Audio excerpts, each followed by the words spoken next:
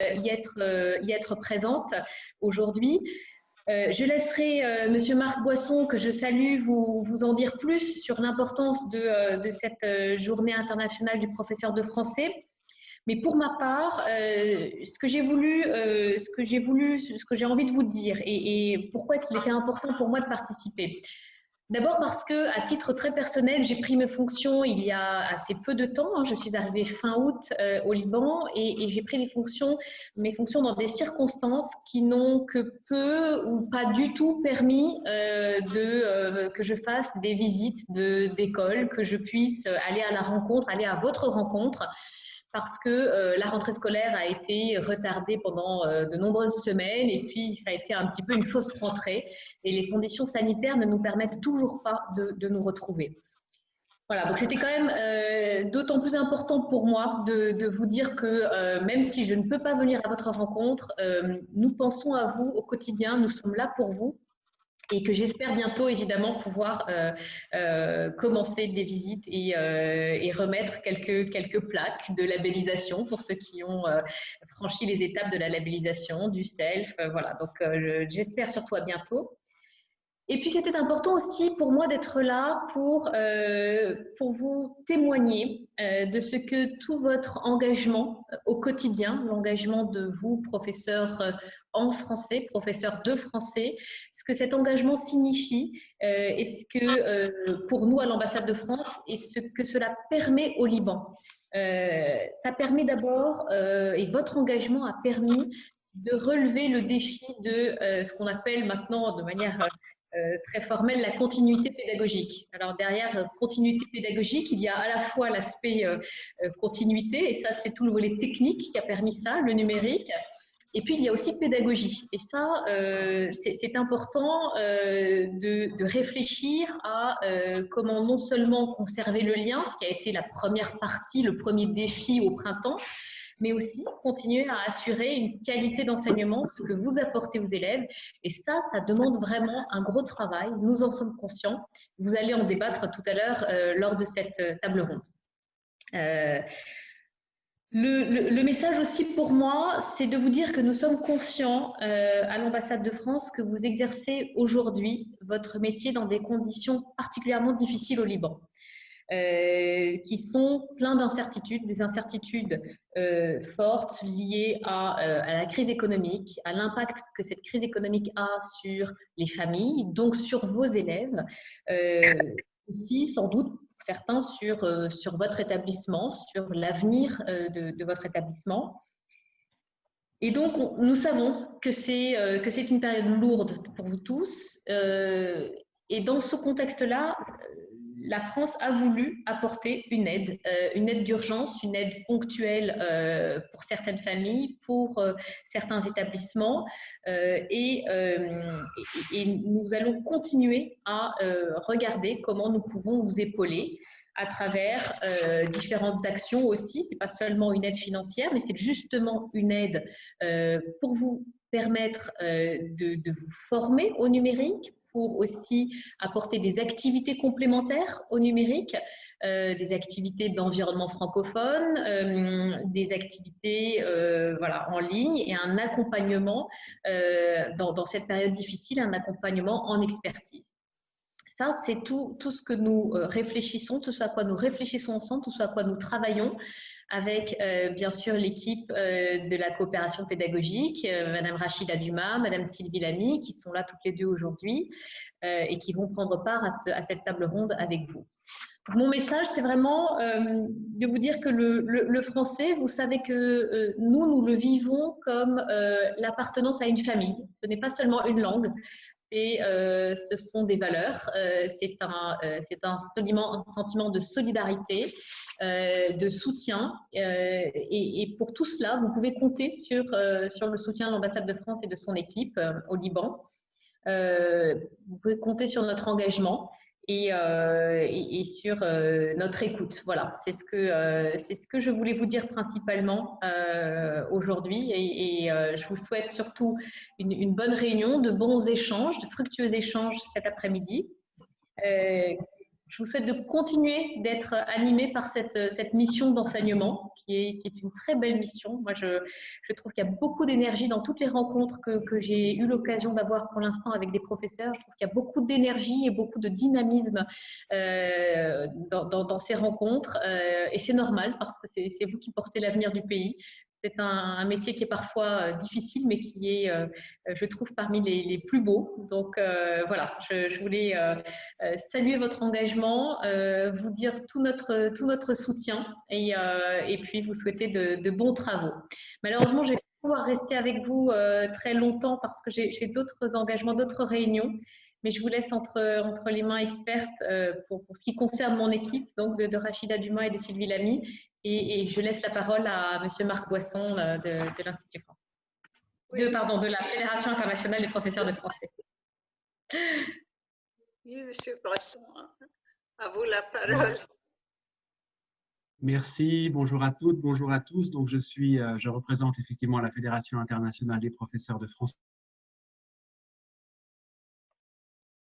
Peut-être pour commencer de la fédération, alors beaucoup d'entre vous la connaissent déjà et être membre d'une des deux associations libanaises, mais tout de même, la FIPF vient de fêter ses 50 ans. Elle a fêté ses 50 ans l'année dernière, en 2019. La FIPF regroupe 200 associations dans le monde, ce qui représente 80 000 enseignantes et enseignants de français, ce qui n'est pas rien puisque c'est à peu près 10% du nombre d'enseignants de français dans le monde. Alors, nous avons différentes activités d'animation de ce réseau avec le soutien de nos partenaires institutionnels en France et en Belgique. Ces partenaires sont d'ailleurs représentés ici en partie. L'Organisation internationale de la francophonie, le ministère de l'Europe et des Affaires étrangères, l'Institut français et deux autres ministères français que sont le ministère de l'Éducation nationale et le ministère de la Culture, la Fédération Wallonie-Bruxelles également. Nous menons donc avec ces partenaires des actions d'animation du réseau, à commencer peut-être, puisque c'est peut-être là que nous sommes les plus connus par l'animation de nos congrès mondiaux et congrès régionaux. Les congrès mondiaux, comme les congrès régionaux, sont quadriennaux, ils ont lieu tous les 4 ans en alternance. Vous savez sans doute que l'année 2020 était une année de congrès mondial. Hein. Nous devions nous retrouver au mois de juillet à Nabeul, en Tunisie. C'est reporté, évidemment, pour les raisons que vous imaginez, que vous connaissez bien, à l'année prochaine. Le congrès mondial aura lieu au même endroit, à Yasmine Hammamet, entre le 9 et le 14 juillet 2021. Et nous espérons vous y voir nombreuses et nombreux. Et je disais les congrès régionaux, donc que nous organisons avec nos commissions régionales. Il y en a 7 dans le monde. Le Liban est relié à la commission du monde arabe, comme vous le savez. Et nous avons également une commission thématique qui est la commission français langue maternelle. Alors, nous organisons avec nos partenaires également des appels à projets pour des objectifs qui sont des objectifs, notamment objectifs primordiaux de la croissance, de favoriser la croissance du nombre de professeurs de français dans le monde. Vous savez que nous nous heurtons à cette difficulté de renouvellement des enseignants qui prennent leur retraite et des besoins croissants en termes d'enseignement du français, particulièrement sur le continent africain. Nous menons également des actions pour permettre aux bureaux des associations de travailler au mieux avec les associations pour animer au mieux les associations, dont nous organisons des stages, nous appelons des formations pour les cadres associatifs régulièrement.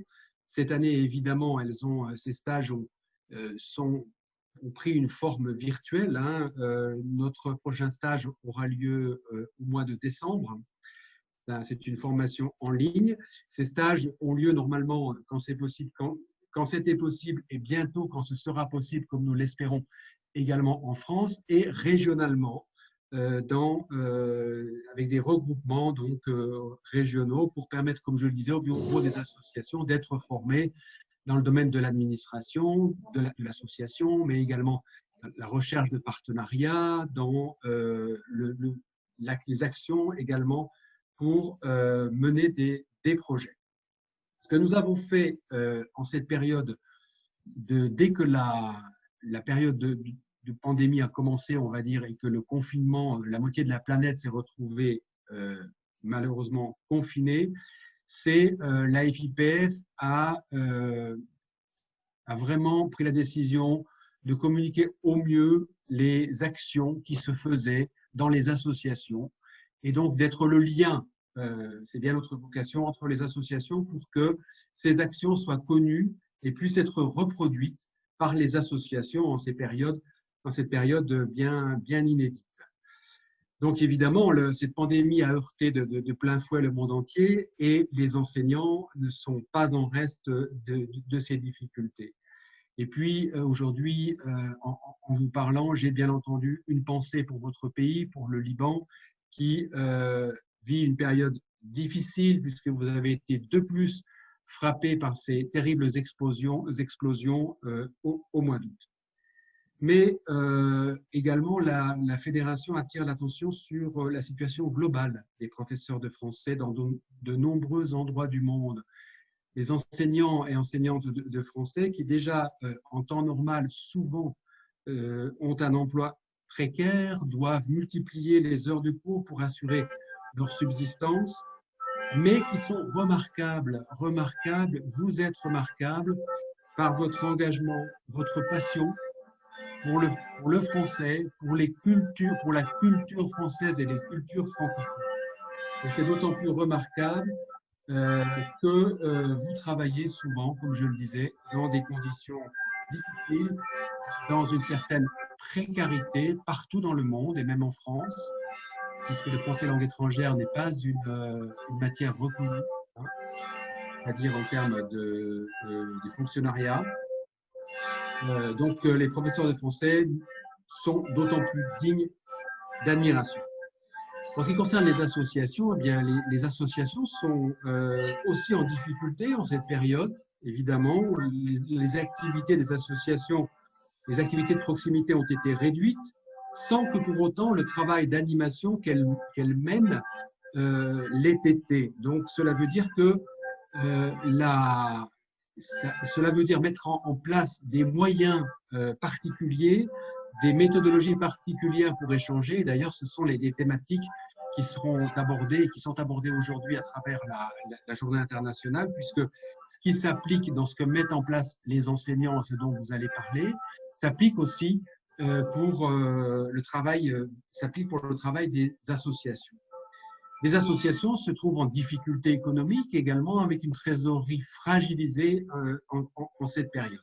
Et je dois ajouter que c'est également le cas de la FIPF qui se trouve dans un dangereux paradoxe depuis plusieurs années. Ses projets n'ont cessé d'augmenter, mais elle doit régulièrement réduire son budget de fonctionnement et donc la composition de son équipe. En ce qui concerne la Journée internationale des professeurs de français, pour laquelle nous sommes réunis aujourd'hui, comme vous le savez, c'est à la suite du discours du président Macron dans le cadre du plan d'action pour le français à l'Académie française en 2018 que cette journée internationale des professeurs de français est née et que la coordination en a été confiée à la Fédération internationale des professeurs de français. Nous sommes très heureux d'en assurer la coordination pour la 2e année. Cette journée internationale des professeurs de français n'est pas une seconde journée de la francophonie. C'est important de le préciser, puisque la question a pu se poser. En tout cas, on nous a posé plusieurs fois cette question. Elle a dû vous être posée à vous également. Et c'est bien une célébration, une reconnaissance spécifique des enseignantes et des enseignants français. Ce n'est pas non plus, je tiens à le préciser, une célébration parisienne. Elle a lieu dans le monde entier et au même moment. L'année dernière, une cérémonie a bien eu lieu à Paris, effectivement, parce qu'il s'agissait de donner une impulsion institutionnelle avec les responsables des sièges centraux des principaux membres du comité international, qui sont les partenaires que j'ai déjà cités comme étant nos plus proches, justement, partenaires.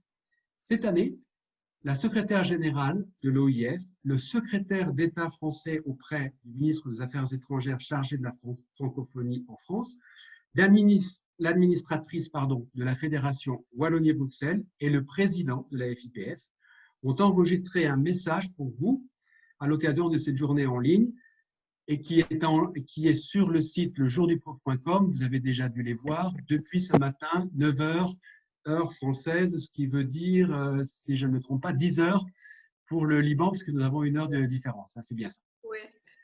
Cette année, la journée internationale est tournée vers la brûlante actualité de la pandémie que nous avons déjà évoquée. Quelle continuité pédagogique a pu être mise en place? Quels enjeux? Quelles nouvelles pratiques? Comment les enseignants ont-ils pu et se sont adaptés à la nécessité de faire cours uniquement à distance et finalement du jour au lendemain? Comment ont-ils parfois radicalement transformé votre manière d'assurer vos cours? Il s'agit donc d'explorer ce qui a été mis en place, mais aussi, c'est important, ce qui va rester. Alors, quand je dis ce qui va rester, on espère que ce n'est pas l'épidémie, bien sûr, mais ce sont les modalités et les techniques pédagogiques que vous avez mises en place. Dans la thématique de la JIPF 2020, vous le savez, il est question de la solidarité. Il est également question de la solidarité. Cette question de la solidarité est également centrale. Solidarité entre enseignants, mais aussi entre professeurs et étudiants. Parce que ce que l'on peut voir, vous avez sans doute vu également vous, et que vous avez mis en place également sans doute, c'est que les situations sont variables en fonction des pays. Donc les enseignants ont tenu et ont réussi à assurer leurs cours dans des conditions difficiles. Parfois, les étudiants n'étaient pas connectés. Parfois, il fallait aider les étudiants à maîtriser les outils qu'on leur proposait. Ce qui a été fait, ce sont même des sujets qui sont abordés dans cette journée journée internationale. Vous voyez sur les projets qui apparaissent sur le site. Et puis j'allais dire, dans des endroits où il n'y a pas de connexion Internet ou une mauvaise connexion Internet, eh bien, les enseignants se sont mis à disposition souvent des étudiants pour échanger par une autre voie, le téléphone par exemple, pour leur proposer des séances de tutorat, de rattrapage. Tout ça, toutes ces questions, toutes ces solutions qui ont été trouvées font l'objet de multiples échanges aujourd'hui en cette journée. Donc, l'année dernière, nous avons eu la première édition de la journée internationale qui a été un succès, mais nous sommes fiers de dire que le succès s'est plus que confirmé cette année, puisque nous observons déjà une progression numérique des activités présentées. Il y en a près de 200 dans le monde entier, comme vous pouvez le voir sur le site que j'ai déjà cité et qui est, on voit derrière moi d'ailleurs, vous connaissez lejourduprof.com, à travers la carte active sur laquelle vous pouvez voir l'ensemble des activités. Et en cliquant, comme vous le savez, sur les différents points de la carte, il y a un descriptif de ces activités, de la vôtre et d'autres activités, des 194 autres activités dans le monde. Également, je le disais, sur notre site, depuis ce matin à 9 h, heure en France, vous avez les allocutions des personnalités que j'ai déjà mentionnées. Sous ces allocutions, vous avez les projets qui ont reçu cette année une aide financière. Il y en a 30 cette année, il y en avait 19 l'an passé, donc on voit une progression. À noter que le projet présenté par le comité dans lequel était présent l'ALEF a été soutenu en 2019 Hein, ce projet s'intitulait, vous vous en souvenez, Mon professeur de français et en français entre hier et aujourd'hui. Oui, bien Mais sûr. cette année, le Liban est également soutenu puisque l'autre association, l'ANEL, a reçu cette année une subvention avec son projet Pratiques innovantes et outils numériques au service de la pédagogie digitale. Sur le site lejourduprof.com, dans la rubrique témoignages, vous pouvez voir également des captations vidéo qui ont été faites l'année dernière avec ces subventions, justement, l'une au Sri Lanka, l'autre en Russie. Et vous y trouverez aussi des vidéos qui ont été filmées, des vidéos de professeurs de français, bien sûr, qui ont été filmées par RFI et TV5 Monde. Et vous l'avez sans doute vu, il y a un lien qui vous mène à la chaîne YouTube du Jour du Prof, où vous pouvez voir de nombreuses autres vidéos. Et c'est là que tout au long de l'année, nous introduisons les témoignages vidéo, les réalisations vidéo que vous faites et que vous nous adressez. Alors, il faut noter aussi que les activités de la Journée internationale ont gagné cette année en richesse de contenu, après un démarrage qui était déjà prometteur l'an passé.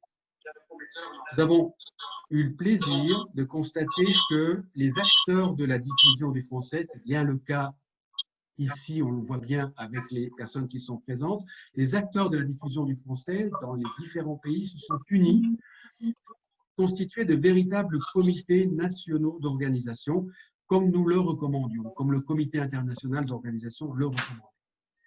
Et une autre satisfaction, là, plus du côté de la FIPF, c'est de voir que cette année, comme on le voit au Liban, nos associations sont présentes dans la grande majorité des comités nationaux d'organisation et sont les coordinateurs de nombreux événements. L'Afrique était peu présente l'année dernière au regard du nombre d'associations qui s'y trouvent. Cette année, elle fait jeu égal avec l'Europe et l'Amérique, en termes de nombre d'activités qui sont présentées, une cinquantaine pour chacun de ces continents. Un dernier mot en ce qui concerne la journée au niveau mondial, concerne la grande couverture médiatique qu'assurent nos partenaires TV5 et RFI. RFI a réalisé 2 spots que vous avez pu entendre sur leurs antennes au mois d'octobre et RFI parle aujourd'hui de la journée dans 2 émissions.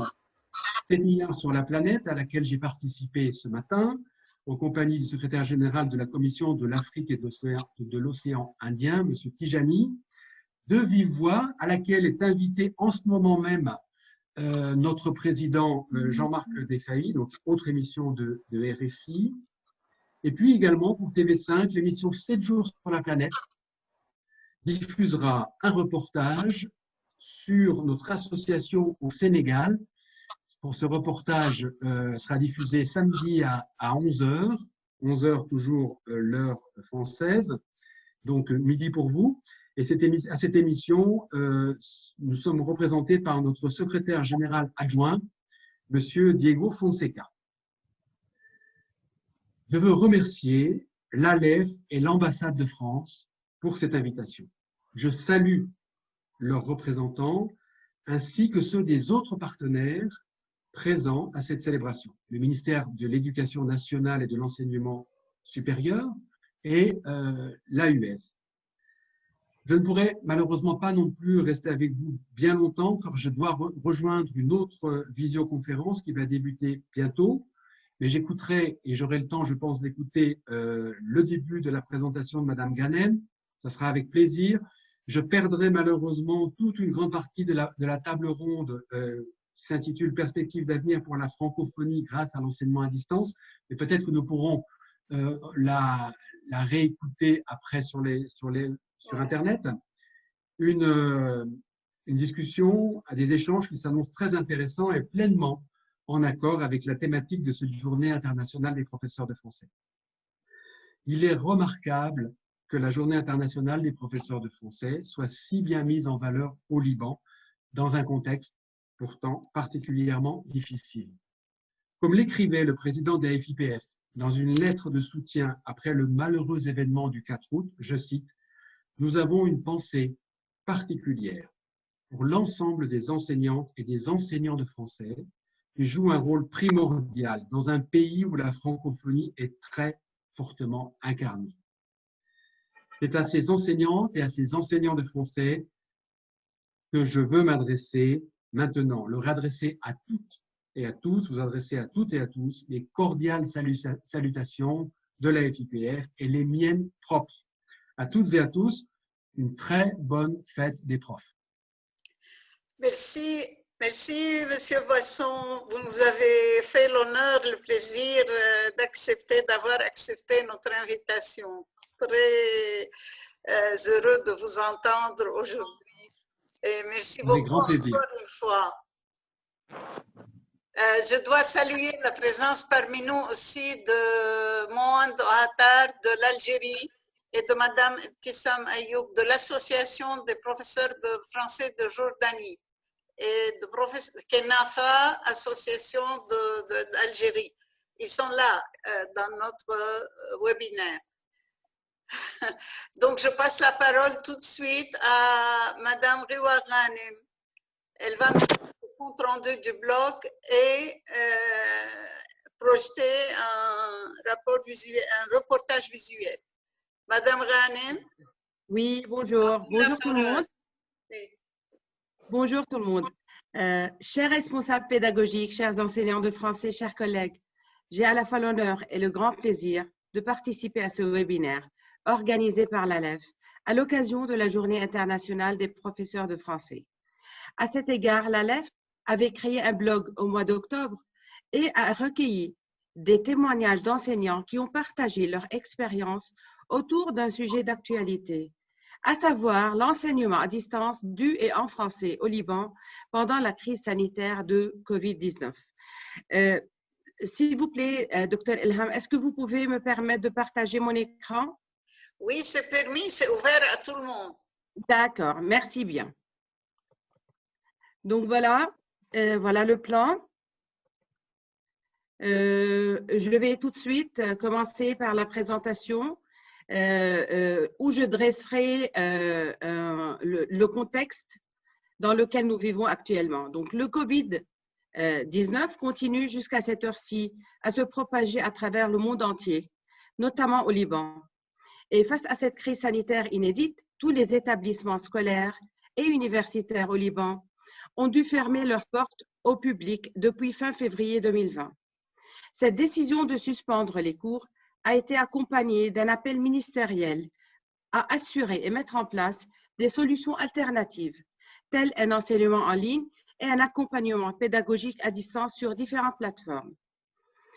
Cet appel avait à l'époque entraîné des remous au sein des communautés enseignantes et étudiantes et suscité des controverses, parfois houleuses, sur les réseaux sociaux entre ceux qui s'y sont aussitôt appliqués et ceux qui, pris du jour au lendemain, s'y sont vivement opposés. Malgré cela, plusieurs initiatives ont été mises en place par les acteurs du système éducatif libanais pour mener à bien cette opération dans l'objectif de garantir la continuité pédagogique. Des classes virtuelles ont été créées sur différentes plateformes pour permettre aux enseignants de communiquer directement avec leurs élèves ou entre eux. Malheureusement, cette initiative n'a pas beaucoup marché pour la simple raison que tous les élèves n'ont pas les moyens technologiques pour se connecter à ces plateformes. Toutefois, conscient de cet état de fait, le ministère a procédé à la diffusion de leçons filmées sur Télé Liban, partant du principe que tous les foyers sont équipés de postes télé. D'ailleurs, cette intervention vise à explorer donc, les pratiques enseignantes pendant ces mois de confinement. Donc voilà. 6 enseignantes qui sont toutes des enseignantes de français à l'école et ou à l'université et que je remercie infiniment pour leur investissement, se sont exprimées face à la caméra. Je cite Batoul Issaoui, Karim Bchara, Faten Kobrosli, Hasna Bouharfouch, Rachida Hjej et Fatima Mazloum. Je dois particulièrement souligner que Dr Paulette Ayoub, enseignante de linguistique à l'université, a mis en ligne sur le blog aussi un PowerPoint qui présente de façon claire et synthétique son expérience au niveau de l'enseignement à distance. Le reportage visuel se déroulera en 3 étapes. Donc, la première, c'est la présentation des enseignantes exprimant leurs premières réactions durant cette période singulière que nous traversons depuis plusieurs mois. Dans la deuxième, elles vont partager les stratégies et outils qu'elles ont mis en place et développés. Et la troisième sera la présentation des bénéfices de ce processus d'apprentissage en dépit du contexte d'éloignement. Un grand merci avant de lancer la vidéo à l'infatigable Monsieur Habib Zorkot pour avoir superbement arrangé cette vidéo-là. Alors, je vous propose tout de suite de visionner ces témoignages.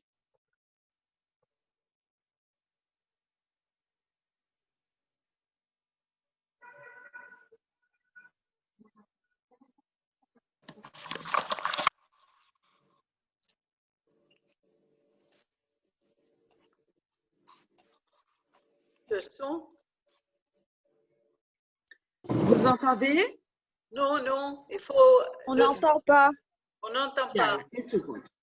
Je vais repartager et essayer d'inclure le son. Je crois que ça va marcher. De Karine. Oui, d'accord. Je vais relancer. À gérer n'était pas finalement... Une seconde. Allez. L'avènement de la Covid-19 fut alors le moment décisif. Impossible de se rencontrer pour mettre au point un enseignement en présence, l'enseignement à distance fut alors le choix d'une vaste majorité d'établissements. La principale difficulté que j'ai eu à gérer n'était pas finalement en termes d'enseignement. C'était plus en termes de références numériques et d'accompagnement logistique et technique des étudiants. Problèmes de micro, de son, des problèmes surtout de connexion. Malgré le bouleversement et le chaos qui a touché le pays, la décision qui a visé l'adoption d'un système d'enseignement à distance était mon plus grand défi. Au départ, ce n'était pas facile de s'intégrer dans un système de nouveau monde virtuel. Avec le recul, je pense que cela a été une période très prolifique sur le plan professionnel, car elle m'a poussé à sans cesse rechercher de nouvelles démarches de travail pour parvenir à un travail parfait, moderne et amusant à mes élèves. Je n'aurais jamais pu imaginer qu'une crise comme ça du Covid-19 puisse frapper à notre porte et changer notre mode de vie. Cette crise a bouleversé les secteurs de la vie, y compris celui de l'éducation. Comme tout enseignant, je devais faire face à cette tempête et mener les étudiants à bon port, parce qu'il fallait qu'on s'adapte et adopter d'autres moyens pour garantir la poursuite des études. C'est une situation inédite à laquelle le corps enseignant n'est pas préparé. Sans oublier bien sûr la problématique de l'outil informatique, voici d'autres causes qui vont rendre l'enseignement à distance très dur. Tout d'abord, techniquement parlant, le plus grand problème réside dans la connexion Internet et les coupures d'électricité occasionnelles. Lorsque nous demandons l'opinion des enseignantes à propos de l'enseignement en ligne, on obtient des réponses comme « c'est un cauchemar », on travaille sans arrêt et les préparations n'en finissent pas. Je trouve que l'avantage le plus important de cet enseignement en ligne, c'est qu'il nous permet de concilier études et confinement. Comme pour le Covid-19, l'enseignement en ligne nous a pris par surprise. Mais grâce aux multiples formations procurées par l'Université libanaise, le Bureau des langues, l'AUF, l'Institut français, l'UX et d'autres associations, ça se déroule bien, au moins pour le moment. Quel mode choisir, synchrone ou asynchrone? Quelle plateforme? Comment faire parvenir le message aux élèves, surtout que je n'aime pas leur communiquer mon numéro personnel et qu'ils ne sont pas habitués vraiment au courriel et à la communication électronique professionnelle. Si vous voulez, il y a une formation de base. On nous intègre à l'université, Microsoft Teams, mais cette formation de base n'est pas suffisante. Donc, il a fallu, et jusqu'à présent, on ne fait que se former par YouTube.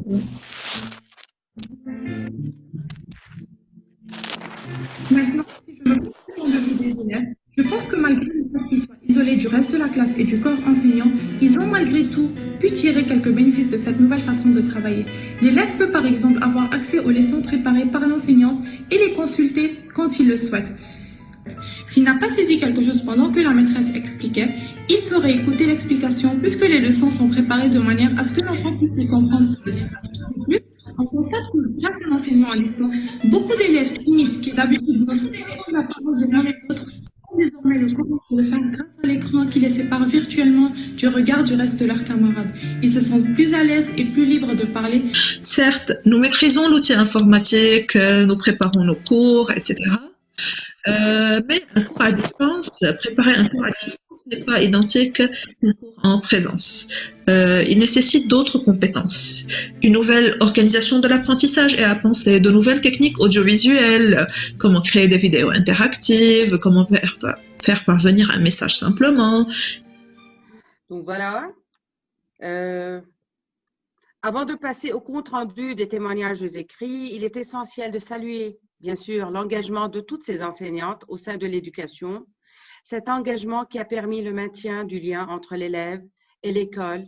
Et on ne dit pas assez à quel point c'est un élément véritablement important, et pour l'élève, et pour l'école, et à la société. Le confinement, il a mis en lumière le métier d'enseignant et son expertise. Pour ce qui est des témoignages écrits d'enseignants de français, j'ai essayé de les croiser afin de voir ce qu'ils ont expérimenté durant cette période-là.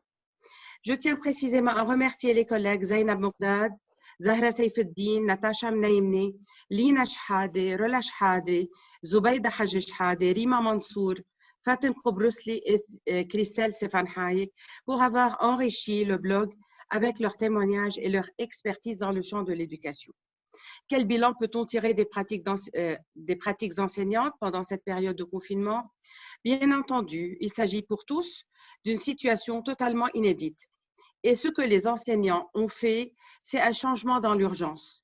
La plupart d'eux ont déclaré d'une augmentation de la charge de travail. Ils ont ressenti les premiers jours plutôt stressants, difficiles au plan personnel, familial et professionnel.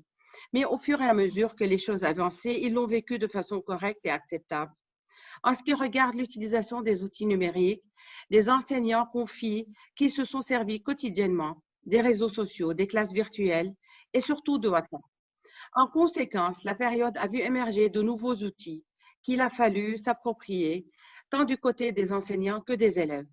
Malgré cela, j'ai relevé une forte résilience professionnelle des enseignants et grâce à leur travail et à leur déploiement, les élèves sont restés au centre de l'apprentissage. Donc, pour conclure, le numérique est désormais présent de manière plus ou moins prégnante à tous les niveaux et dans tous les domaines de formation, l'enseignement scolaire, l'enseignement supérieur et la formation continue. Je reprends la phrase de Karine Pchara décrivant l'enseignement à distance.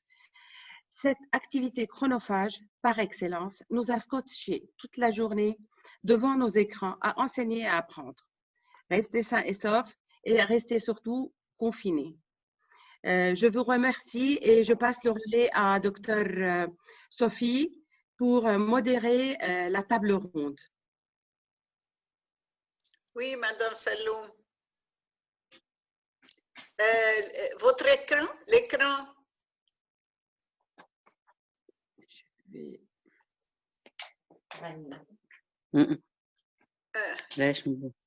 Rewa. Oui, pardon. L'écran, c'est toujours occupé. D'accord, je vais l'éteindre. Merci. Voilà. Madame Saloum, à vous la parole. C'est pour la table ronde. Que se passe-t-il?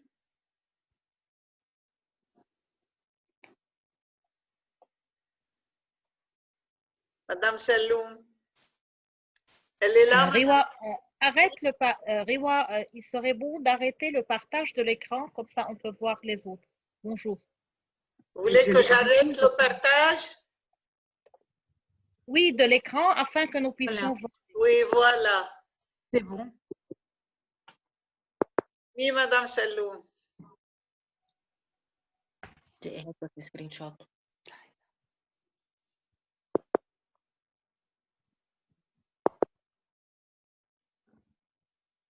اوكي وقتها بدك تروحي هيك او هيك انت هون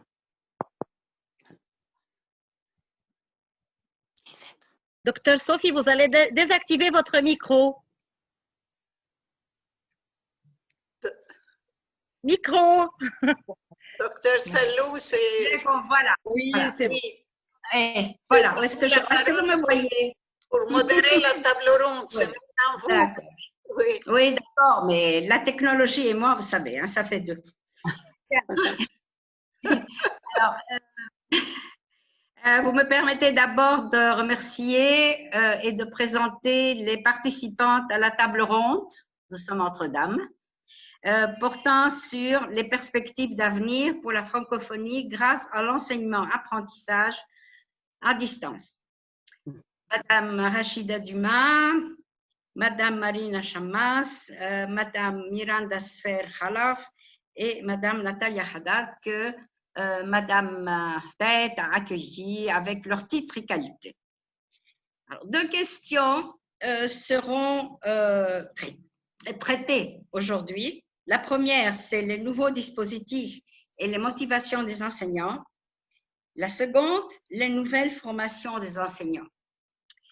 Il m'est attribué la tâche difficile de veiller au respect du temps imparti pour chacune des questions.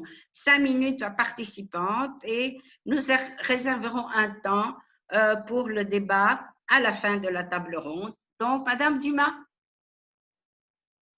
Je vous écoute. Bravo. Pardon, excusez-moi juste, j'ai eu un petit moment d'inattention sur votre première axe. Je ne suis pas une bonne élève. Comme moi. Alors. Ça se rattrape. Je vais travailler. Oui. Nous vous écoutons, Madame Dumas. Pour la première question, donc. Est-ce que vous pouvez me rappeler juste la première question, si ça ne vous ennuie pas? Oui, bien sûr. Donc, les nouveaux dispositifs et les motivations des enseignants. Je crois que ce que nous avons entendu précédemment, comment dire, nous éclaire encore plus sur ce que nous avons vu, ce que nous avons vécu, c'est-à-dire que le contexte sanitaire partout dans le monde et particulièrement ici au Liban a imposé, je dirais, au corps professoral, toute discipline convaincue, enfin toutes confondues, pardon, mais ils étaient peut-être pas convaincus complètement. La transformation était brutale. Voilà, ce que je voulais dire, c'est que cette pandémie, avec le confinement, avec l'enseignement à distance, et qui quand même dure depuis quelques mois, a été extrêmement brutale pour les enseignants. Il a fallu qu'ils s'adaptent extrêmement rapidement à de nouveaux outils, à de nouveaux dispositifs, et à la fois qu'ils apprivoisent ces outils et ces dispositifs et qu'en même temps, ils conduisent une réflexion sur les modalités, sur comment on fait un enseignement à distance. Donc tout ça, pour moi, enfin, je veux dire, je l'ai observé ici parce que en tant qu'attaché de coopération éducative, nous travaillons avec de nombreux établissements francophones. Beaucoup d'entre eux sont labellisés, mais pas que. Et donc, j'ai pu constater cela. Ces nouveaux dispositifs, eh bien, c'est tout d'abord des outils informatiques. Et je ne sais pas si je l'ai entendu précédemment, mais enfin, ces outils informatiques ne sont, enfin, je veux dire, leur utilisation sur l'ensemble du territoire est assez hétérogène. C'est-à-dire que on a des enseignants qui, des fois, ne maîtrisaient pas cet outil informatique. On a des établissements aussi qui ne disposaient pas d'équipement informatique. Et on a plus particulièrement les familles qui ne disposent pas d'équipement informatique. Quand ils en disposent, ils n'en disposent pas suffisamment, par exemple, pour tous les enfants de la famille. Tout ça, je veux dire, c'est quelque chose qui s'est mis en place peut-être de manière pas très ordonnée, qui commence maintenant à se réguler. Et nous voyons de plus en plus d'enseignants être beaucoup plus à l'aise dans l'utilisation de logiciels, dans l'utilisation d'applications et qui les mettent en place au bénéfice de leur enseignement. Très bien. Donc, l'un dans l'autre, pour moi, c'est extrêmement positif, même si ça a été violent quelque part. Et je pense que ça aura, je l'espère, enfin en tout cas je l'espère vraiment, une influence sur le changement des pratiques. C'est ça, oui, tout à fait. C'est-à-dire qu'on reviendra, j'espère, à un mode de fonctionnement, je dirais, plus normal, en présentiel ou peut-être en hybride, je ne sais pas. Il est certain que ça ne sera plus comme avant. Oui, ça oui, parfaitement. Les enseignants ont été obligés de réfléchir, d'adapter, à réfléchir à la transposition en vérité d'un enseignement en présentiel à un enseignement à distance. Je pense que ça a fortifié leur réflexion. Ils ont été obligés quelque part d'avoir recours à des outils. Ils ont été obligés d'avoir recours à des ressources numériques parce qu'ils ne pouvaient pas tout inventer. Et je pense que tout ça, ça a été extrêmement bénéfique. Enfin, en tout cas, ça m'a mis... Merci beaucoup. Vous avez respecté le temps. Je demande maintenant, enfin, je passe la parole à Madame Chammas. Bonjour tout le monde. En fait, je suis ravie de représenter le CRDP et d'être parmi nous. Nous le sommes aussi.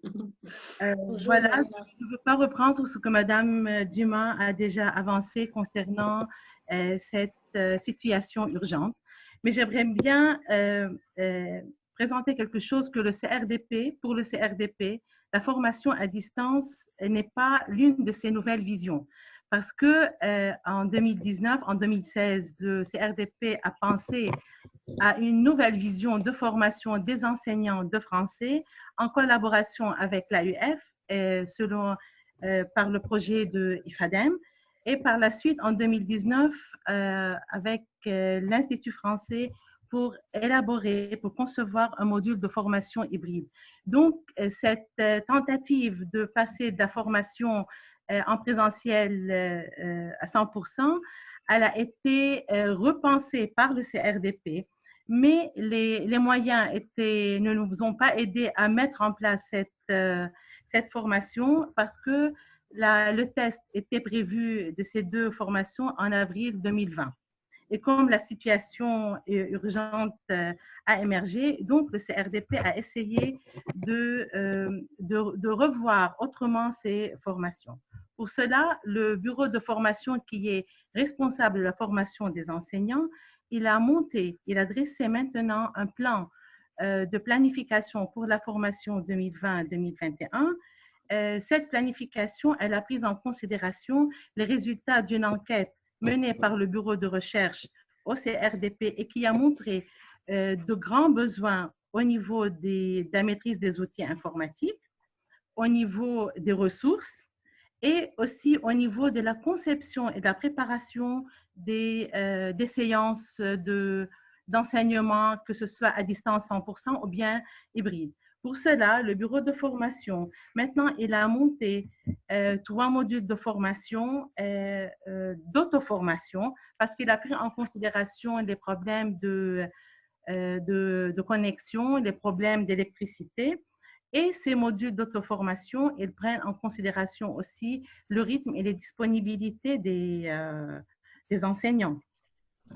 Donc, il y aura ce nouveau dispositif de formation qui sera mené par le CRDP. Nous avons commencé à la formation sur le premier module qui traite la question des outils numériques et précisément le travail sur Microsoft Teams. Voilà. Merci, madame. Je pense que vous avez déjà répondu à la deuxième question. Oui. Merci beaucoup. Nous y reviendrons, si vous voulez bien, tout à l'heure. Je passe la parole à madame Mirand Khalaf. Bonjour. Bonjour à nouveau à vous tous. Je suis très contente aussi de participer à votre événement, donc, qui met en valeur le travail des professeurs d'eux et en français, effectué cette année particulièrement dans des circonstances très difficiles, suite, donc, dans le contexte sanitaire mondial donc, que nous connaissons tous et que nous vivons, et qui a imposé effectivement de nouveaux dispositifs et de nouvelles pratiques pédagogiques. Donc, l'AUF est très soucieuse, en fait, de ce qui s'est passé et a voulu participer donc, pour aider à accompagner ces établissements membres donc, dans cette période de crise. Pour cette raison, elle a mis en place un plan d'action COVID-19 dès le début de la crise sanitaire pour répondre donc, aux besoins de ces établissements membres dans le monde entier et essayer là, de les accompagner et de les aider à cette transformation numérique. Donc, essayer de trouver de nouveaux outils, de trouver des solutions en ligne. Donc, ce que l'AUF a fait en fait durant cette période, donc, pour que les établissements d'enseignement supérieur puissent faire face donc, à ce défi, donc c'est mettre à leur disposition des ressources éducatives numériques gratuitement. Donc, c'était sur son portail B9, bibliothèque numérique, donc de l'AUF, et également l'Atlas de l'expertise francophone.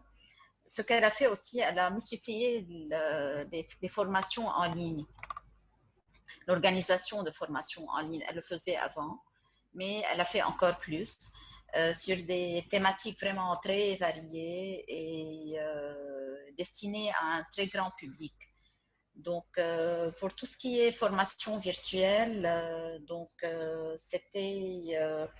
c'était des formations et des webinaires interactifs donc, qui proposent de nouveaux outils et des techniques d'appui à la pédagogie, qui ont porté aussi sur la pédagogie active, les pratiques de classe innovantes, comment scénariser un cours en ligne, le tutorat à distance, comment créer un environnement d'apprentissage en ligne, etc. Donc également, elle a mis les MOOC qu'elle a conçus avec ses établissements membres, donc gratuitement sur la plateforme FAN, France Université Numérique. Et également, donc, elle a ouvert les formations à distance sur sa plateforme. Donc, et ces choses-là continuent, donc autant que possible, pour aider donc pour aider en fait et accompagner donc les universités et les enseignants donc dans cette période de crise. La formation des enseignants donc, et des cadres pédagogiques donc, a pris beaucoup donc, de son temps et c'était pas seulement en fait destiné aux enseignants de français et en français au Liban, mais aussi dans la région et dans le monde entier. Donc, c'était en vue d'aider les professeurs donc, à mieux organiser, gérer et réaliser des activités de formation en ligne. Les aider à suivre et contrôler le processus d'études des apprenants. Comment assurer les classes virtuelles, comment créer donc, un environnement d'apprentissage. En proposant cela donc, et en facilitant les choses donc, aux enseignants, donc c'était aussi une motivation pour eux parce qu'ils elle essaie autant que possible de les outiller.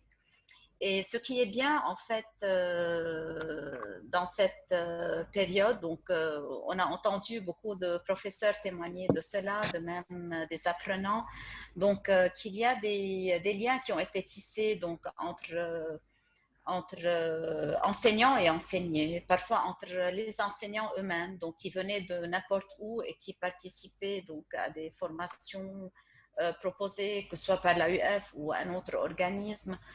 Voilà, donc il y a des choses positives qui ont été créées. Les étudiants, donc pas seulement les enseignants, donc, ont acquis de nouvelles compétences. Donc, on voit maintenant les étudiants, les apprenants, donc manipuler plus facilement les outils informatiques, techniques. Ils ont appris de nouvelles choses, comment tout utiliser. Bien sûr, le lien social direct est rompu, mais il y a autre chose en fait qu'ils ont appris et qu'on a tous gagné. Merci beaucoup. Nous reviendrons sur la deuxième question.